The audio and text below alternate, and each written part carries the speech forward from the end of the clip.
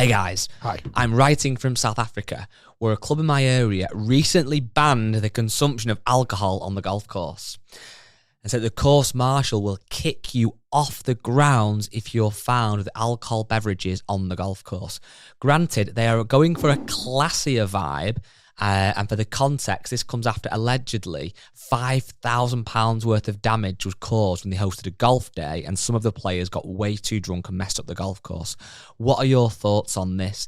Without condoning the behaviour of the people that caused this damage, it seems like a short-sighted decision by the course. It's a popular golf course for golf days where I'm sure they make a lot of money, but who will book a golf day when you can't even drink on the golf course? Especially when each hole is usually sponsored with free drinks and shots, etc. at these events. I'm also part of a group of friends that play at different golf courses once a month. We don't take ourselves too seriously and often have a few casual drinks on the golf course, nothing too raucous. Some of our players are already saying they wouldn't want to play at this golf course again because you can't have a few drinks when you play. Interested to hear your opinion on this, Rick. Love the podcast. Keep the content coming. So, Rick, should alcohol be banned on the golf course? I don't think alcohol should be banned on the golf course. I think it's, in this day and age, I would say alcohol consumption and playing golf has it's really become popular, hasn't it? Like growing up, I don't remember that many people drinking and playing golf. No. Is it an American thing, would you say? I think it's very much an American thing and also a buggy thing. Because, again, growing up, you know, it's like when we were growing up kind of playing here in the UK, a lot of people carry the golf clubs or use electric trolleys or trolleys. And often the drinking would only really commence at, after the 18 holes. Because even back in the day, halfway houses weren't as good or as popular as they are now. Again, I think it's an American thing. When now, every single halfway house you go to, I mean, that one at Dunbarney Links the other day, it was a mini bar. Yeah. Like, it had every drink you could possibly imagine, food, unbelievable food choices. And I think with golf buggies now becoming such a stable part of golf, over here in the UK as well, much more, it's easy now to put drinks in the buggy and have an ice cooler with drinks in the back. I have done it in the past and enjoyed it a lot. I've enjoyed drinking out on the golf course. At the moment, obviously, I'm still not drinking. I've kind of nearly gone 3 months now without drinking. So in my head at the moment, it'd be easy for me to say, "Oh no, ban it." It shouldn't exist. But I do think it's a lot of people's kind of relaxation, having a few drinks while they play. I think there's a few golf tournaments, and I've seen clips on social media, however, where it goes beyond that tipping point. And it becomes almost like an Ibiza on a golf course. And it's like, it's reckless and it's crazy and damage happens and buggies get damaged. And, I think it can go overboard.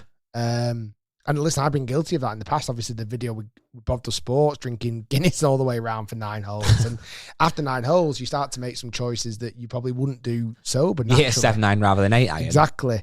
I think you can get to a 200-yard par 3 with a lob wedge. But yeah, I think I don't know how you can control it. I think golf courses have potentially got to lean into it. If one golf day a year makes $5,000 of damage, it's not ideal, I know, but you've probably made that much money and way more than that throughout the year. I don't think it should be banned. It's a weird one, isn't it? You said banning it is a strong term. And I suppose to the golf club's defence, if you find that people are coming a lot and drinking and then silly things, but they're not even repairing the pitch marks because they've had a few beers and they can't be bothered or don't even realise or don't think or whatever it might be, then you can kind of see it. But I suppose you'd like to think that grown-ups can be sensible and, what do you draw the line at saying don't drink in the clubhouse because people might get rowdy and have a fight or something? That's not the case, is it? So I don't know, but I think it is this cultural thing. It's like we've played golf, obviously, in other countries where it almost is you have to play in a buggy, really. And if you think about it, if you are American or you live in wherever you live in where buggies are more the thing and you want a couple of drinks on a weekend, it shouldn't be banned. But having said that, over here, it's not as much of a thing yet. People probably do get carried away, or maybe in South Africa, people got carried away.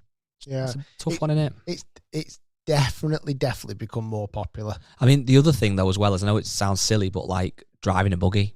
Some golf courses, obviously, well, any golf course, if you're driving a buggy or cart, as the Americans say, and you are under the influence, sure it's not illegal because it's not a road, but it could be dangerous. So the one thing I always can't quite get my head around is so many people drive to the golf club, play, drink. How are they getting home? Yeah. I don't know. I don't want golf to get this bad image that it's a sport, but it's all, I don't know. I think it is kind of it's one of the only sports. Like, what other sport can you do and drink? No. Darts and snooker. Yeah. Like, there's not many, is there, really? I'm interested to hear what people say. Feel free to email us in with your opinions or let us know on social media. Do you think alcohol should be banned? I reckon there'll be some people who say yeah. I reckon there'll be a lot of people who say no. And there'll be some people, Rick, who do not care.